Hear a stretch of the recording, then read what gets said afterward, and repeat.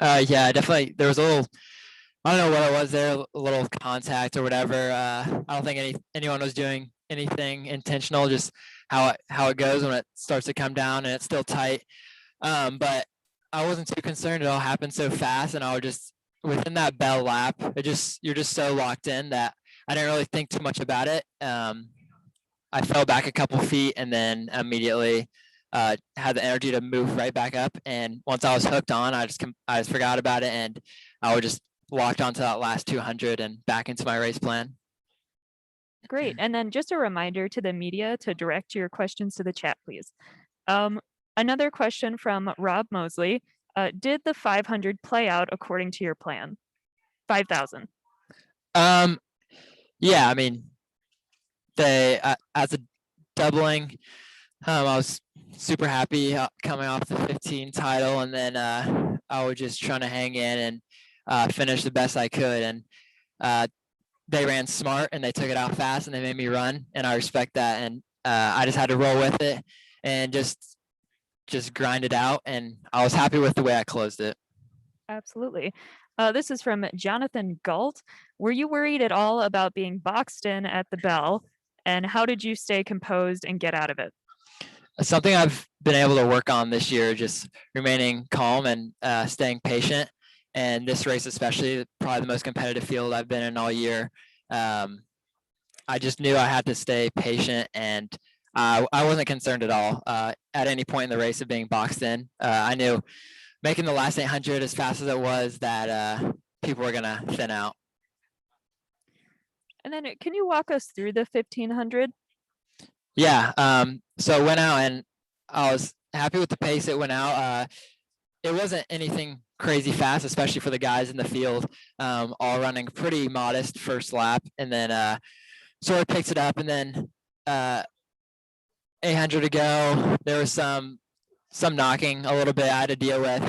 Like I said, just kind of rolled with that, and then once we were coming onto the bell lap, I felt really good, and I was really confident with my finishing speed, and I just knew if I hung in there and was patient, that I was going to be able to close. And then coming onto the last 150, I heard all the fans in Hayward just erupt, and it was just a feeling I've never felt, and just gave me so much adrenaline to finish it. This is another question from Jonathan Galt. What was the 1500 the deepest you had to dig in a race this year? No, I would say the 5,000 was the deepest I had to dig this year. And this is from David Woods with the Indy Star. Was any consideration given to pulling out of the 5,000 after LSU had secured the team championship?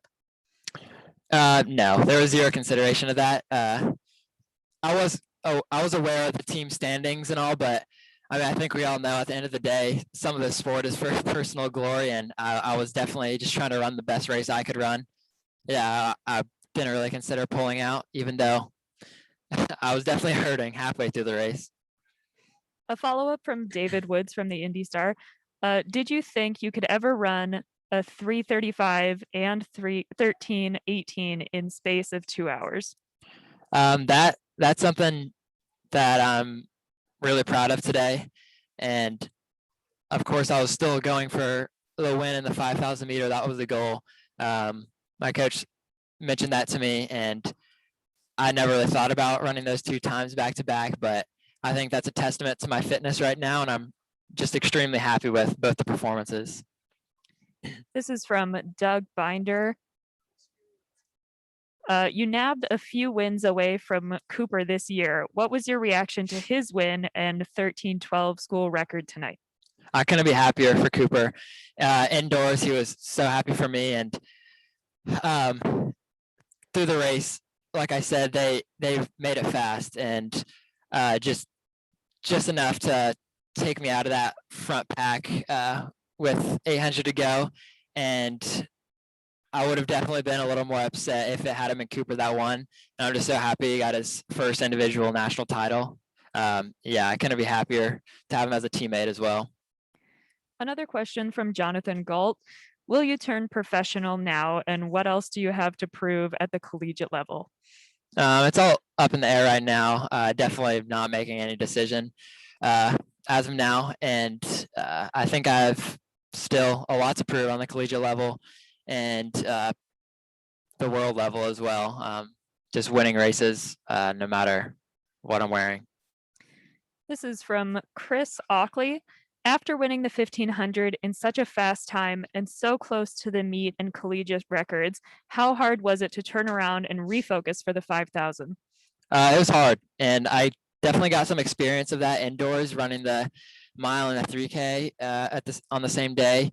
But 1500, especially one that fast, and then a 5000, which is much longer than a 3K. It's a different animal, and lining up, I was less nervous for the general race that you get nervous for, and I was more nervous for how much pain I was about to go through.